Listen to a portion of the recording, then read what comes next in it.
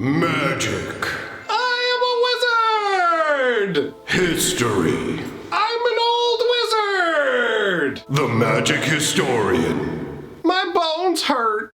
Greetings, owners of fine luxury cardboard rectangles. My friends, I hope the day finds you well. We are here to talk about Wizards of the Coast's secret lair mistake. Some of you may already be aware of it, but when the Valentine's Day secret lair was created, they accidentally left some of the contents out. So I figured what we're going to do is we're going to take a look at both of these, and I actually have a couple of other secret lairs for us to take a look at as well. Just enjoy some magical card goodness. So let's start out with the one that the video is actually about. So we'll open up the main secret lair first. Oh, pull the rip. Oh, come on, man. Come on, man. I gotta use my gigantic manly muscles that I am well known for to tear this sucker open. I'm known for tearing into boxes, if you know what I mean. All right, let's get this barbershop paper off of here, because we're not here for no haircut. Although they do use the term haircut for when you've take a bit of a loss, and I guess missing something from the secret lair could be considered that way. You know what, let's save the secret card till last. I have no idea what it's going to be. Now, let's get into it. Okay. These boxes always make me think of watch boxes, you know? All right, so this is the first secret lair we're cracking into. And like I said, they left out one of the cards in this secret lair, a big one. All right. So the theme of this secret lair is a Valentine's Day theme. So we have first Goblin Rabblemaster. 1 red and 2 for a 2/2 Goblin Warrior. Other goblin creatures you control attack each combat if able. At the beginning of combat on your turn, create a 1/1 red goblin creature token with haste. And whenever Goblin Rabblemaster attacks, it gets +1/+0 until end of turn for each other attacking goblin. It's a pretty bonkers card, and the artwork is a lot of fun. You've got this little goblin here, and he's got himself a peppermint, but it's a black and white peppermint swirl, so that's a little bit different. And you can see all these little goblin tokens have come out of this little candy box here in the back. You got the hearts in the background. It kind of actually makes me think of the old Disney Christmas movies and stuff like that. I'm talking really old 50s and 60s era. I dig it. And this is actually a good card as well. Moving on, we've got Monastery Swift Spear. The art style on this secret lair is definitely distinct. So this is 1 mana for a 1/2 haste prowess human monk. I mean, it's an alright card. I mean, it's got a fair bit of potential as a playable card, but ultimately it's kind of underwhelming when you just look at it at first. When you see it in action, you realize, wait a minute, this thing is really solid, because you can just plow off a lot of crazy instants or sorceries, and this thing's beefing up. But I mean, the artwork's all right. You got her there. She's got her little spear, right? But it's got all these roses growing off of it. It's funny because for artwork with so much red in the coloration of it, it really doesn't have an aggressive feel. After that, we've got Boros Charm. Look at this. It's a little cherub, and he's floating along with what looks like a giant Boros cookie for you. It's here you go, buddy. But it's a charm. Oh, there we go. We got the black and white swirl. What is this? If you guys know what this is, let me know in the comments, because I think of peppermint, but is this licorice flavored? So Boros Charm is actually a really solid card. 1 white and red for an instant. Choose one. Boros Charm deals 4 damage to target player or planeswalker. Permanents you control gain indestructible until end of turn, or target creature gains double strike until end of turn. So this is really solid across the board, right? You can save all your permanents, you can make one of your guys hit twice as hard, or you can just directly slam into a player or a planeswalker. Not too shabby. The artwork is fun, although the cherub's eyes do look a little bit soulless. But look at all the Valentine stuff that's floating down on the breeze. I dig it. This is a cool little secret lair. All right, then we've got Gisela, Blade of Gold Knight. 2 white, 1 red, and 4 for a 5/5 legendary mythic rare angel. Flying and first strike. If a source would deal damage to an opponent or a permanent an opponent controls, that source deals double that damage to that player or permanent instead. And if a source would deal damage to you or a permanent you control, prevent half that damage rounded up. So basically, you're doing double against your opponent and only taking half on your side, which is very, very swingy. And I like the fact that, I mean, this little cherub is wonky looking. Again, very, very odd choice for the artwork. But I like the fact that you've got, like, this is your side of it. This is the good side of the equation, where you're like, hey, check it out. I deal more damage, and I am more healthy as a result. And on the other side, you got, here is the weaker opponent, and their black heart. I like, oh, again, I never noticed. You got the little swirls going on down here, all right? And then we have the goblin token where, look at, he's all tied up. Like, stop it, goblin, but he's coughing up roses. Was he out there eating people's rose? Like, he ate somebody's rose garden, and then they caught him and tied him up, and he managed to snap the rope and escape. And in his attempts to escape, he's literally throwing up all these roses. That's fun. Okay, so those are the main contents with the exception of the one missing card. And this is what Wizards sent out. I have to admit, I actually really like this little package. It's cool, you know? And the fact that it's got the heart on it to represent the Valentine's Day secret lair. Yay! And the pull tab worked right. Okay, so inside this one, we've got the card that we were missing along with their let's make it up to you stuff, all right? So let's open it up. Let's open it up and we'll take a look at, first of all, Heliod. Heliod, who is the one that was missing, which is funny because it got a bunch of people worked up because this was one of the main cards people were ordering the secret lair for. So this is Heliod Suncrowned. 1 white and 2 for a 5/5 indestructible. As long as your devotion to white is less than 5, Heliod isn't a creature. So basically, you have to have 5 white mana symbols worth of permanence on the board to turn him into a creature.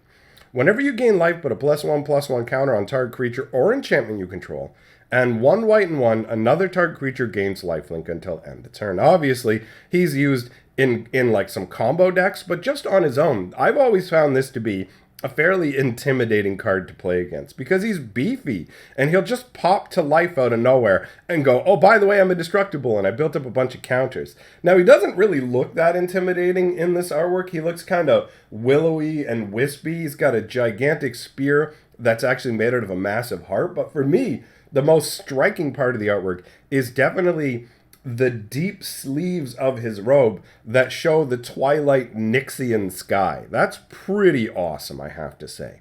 All right, so that was what they forgot to send out. And to make it up, they included 5 of the goblin tokens as well, which, I mean, that's a nice little include to go with the goblin Rabblemaster, right? So, I mean, obviously, when it comes to secret lairs, you shouldn't be messing up and leaving them out at all, but what are you going to do?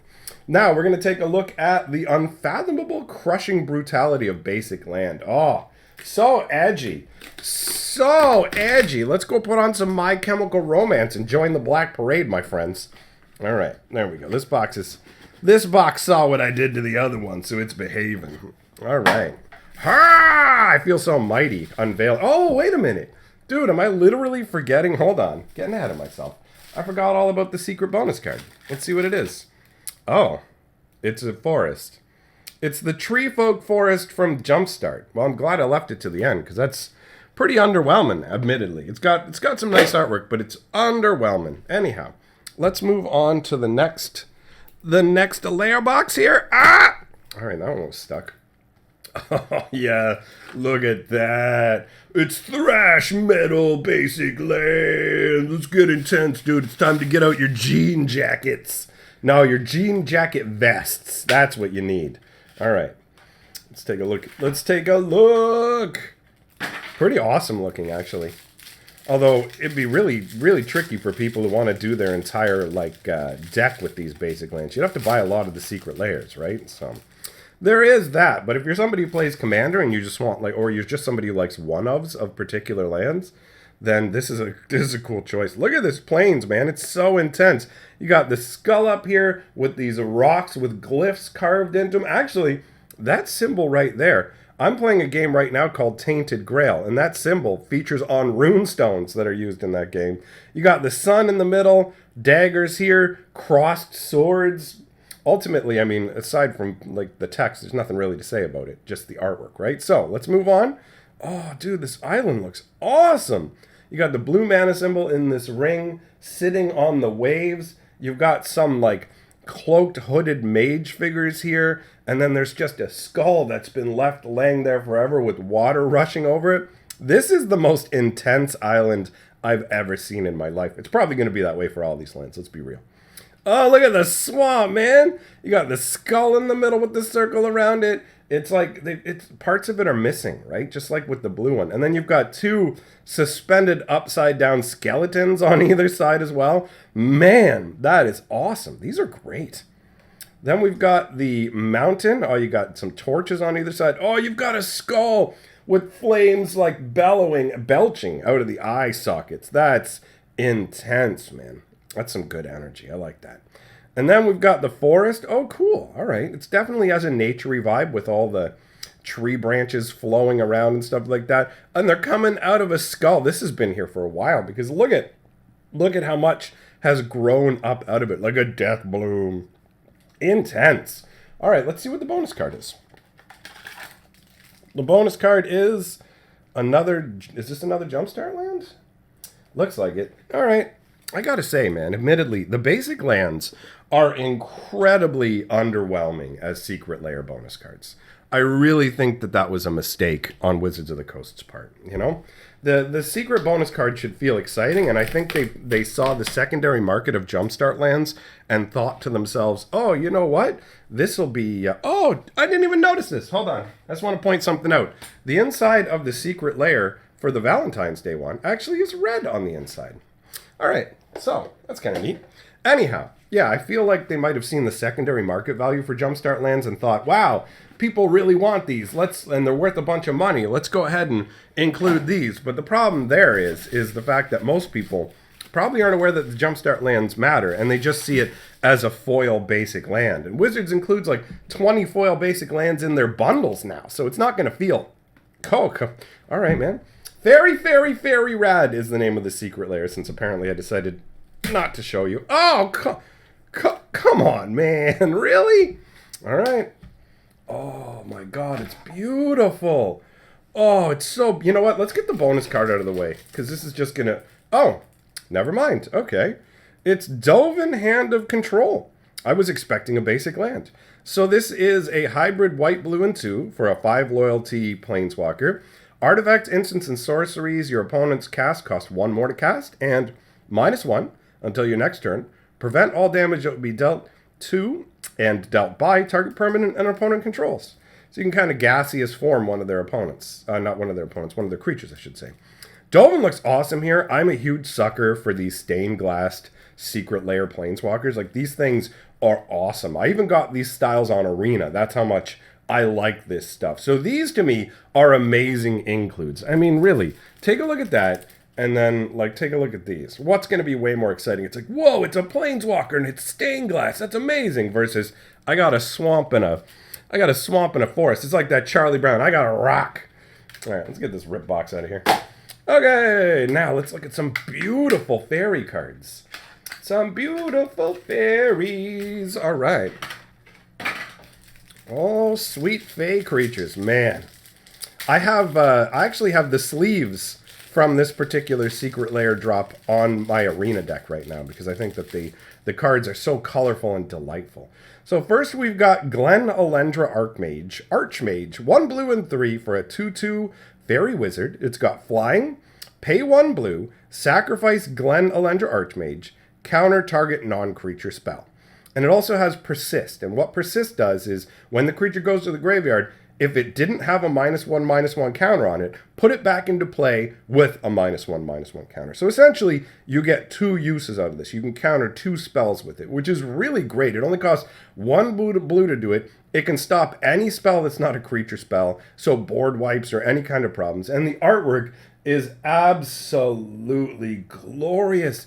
It's just so fun and whimsical and bright. And you can see that she's like conferring with this little old bumblebee. Oh my God. I'm not even a big fan of bees, but man, this is great. It's the bee's knees. This is a cool Secret Lair. Oh God, they're so pretty. They're so pretty. Mistbind Clique, 1 blue and 3 for a 4/4 flash flyer. It's got Champion a Fairy. And it says, whenever a fairy is championed with Mistbind Clique, tap all lands target player controls. So basically what happens with Champion a Fairy is you have to already have a fairy in play when you play the Mistbind Clique. That is the requirement. And then that fairy ends up getting exiled. And I like this. This is literally Mistbind Clique. It's just some little cuties. They're hanging out together looking all bright and beautiful with their long flowing hair. And look at this. They have little cups of like morning dew. Probably they made tea out of like morning dew or something. Oh, I love it, dude. These cards are beautiful. Absolutely beautiful. Then we've got Spell Stutter Sprite. This little obnoxious guy. Well, obviously not a guy. 1 blue and 1 for a 1/1 flash flyer. When Spell Stutter Sprite enters the battlefield, counter target spell with converted mana cost X or less, where X is the number of fairies you control. So this is just an annoying little counter fairy. I remember playing against this in the days of lore when it was pretty obnoxious. I have to say, I absolutely love the artwork on this. This is so cool. Just got this willowy, otherworldly kind of body with these crazy insectile legs flying by some little river, really showing how diminutive she is. And then you've got the little bugs on the water side. Like, these are dragonflies, right? So that's to really give you an idea of the scale of the Spell Stutter Sprite. And I really adore how bright and colorful these cards are. It makes me happy. All right. Oh, saving the best for last. The Vendilion Clique. 2 blue and 1 for a 3/1 flash flyer. When it enters the battlefield, look at target player's hand. You may choose a non-land card from it. If you do, that player reveals the chosen card, puts it on the bottom of their library, then draws a card. This is really solid because, I mean, first of all, you can just pop it up at instant speed at the end of your opponent's turn. You can use it to take their best card, and then maybe they'll draw something useful, or maybe not. But you can also use it on yourself to replace one of your more worthless cards, right? And this clique is clearly different. You can see this one's made up of 3 different fairies, which works great because it's like a 3/1. I love the look of this one in the middle. Those dark, like liquid black eyes look amazing. And I like the fact that each of the 3 fairies looks wildly different. A very striking and distinctive card. Man, I gotta say, I absolutely love all of these secret lairs. So, if you enjoyed the video, like, share, all that good stuff. Thanks for coming by, my friends, and I'll see you for the next video!